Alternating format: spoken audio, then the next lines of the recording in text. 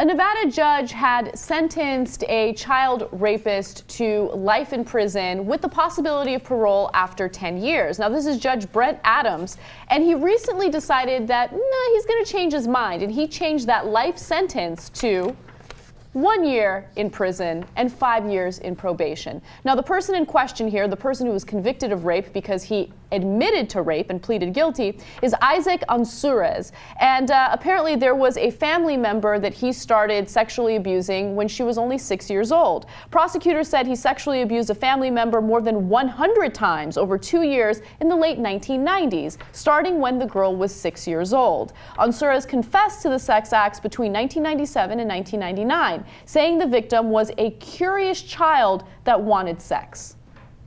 So this is a man who admitted to these hideous crimes, and he gets sentenced to life in prison, and at that point, the family feels like justice has been served. And then the judge turns around and says, hey, you know what? I changed my mind, and there was a clerical error. I meant to sentence him to 1 year behind bars and 5 years probation. Now, it's interesting because in the state of Nevada, a crime like this has a minimum sentence of 10 years behind bars. But the reason why the judge was able to sentence him to only 1 year is because these sex acts took place before 1999, when that mandatory sentence was enacted. So in other words, at the time that the crime was committed, the sentencing was only probation. Exactly. And so the judge decided to rescind his previous minimum sentence that was there for today, if you committed the crime today, and went back instead to, well, it wasn't as illegal back in 1999. It's the exact same act, but it's not considered as bad.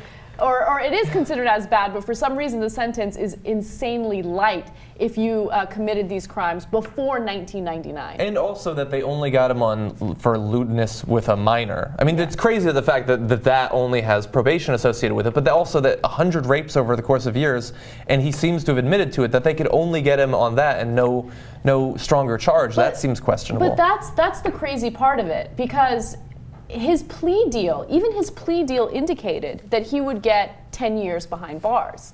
And he got less than what he expected.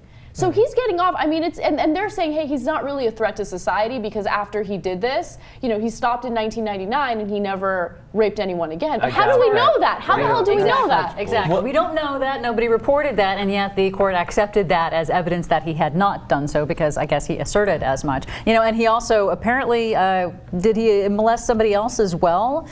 Apparently there was another family member who came forward, but he was not convicted on those charges. Yeah. And also I should note, just to be fair, that he had 2 psychosexual evaluations and he passed both of those. So that's the reason why the judge feels that he's not a threat to society. But again, I just think that it's strange that someone who has confessed to raping a 6-year-old more than 100 times gets a 1-year sentence because the crime was committed in the early 90s, but if someone does the exact same thing today, that person will get sentenced to a minimum of 10 years behind bars. And that seems like you'd have a cause of action then to say, well, this is unequal treatment before the law because, he's getting a lighter sentence than somebody else would get. So I wonder if the family can appeal that. I mean, this is a legal area that I'm not really clear on. I wonder if we molested the judge, how the judge would feel. 100 times. 100 times. We raped the judge 100 times. I wonder how he would feel about that. Lewdness. Yeah.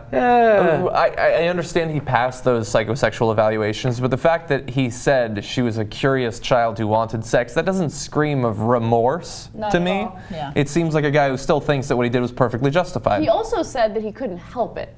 Mm-hmm. Okay. And so now he can. We're supposed to believe that now I think that maybe we should help him by putting him behind bars.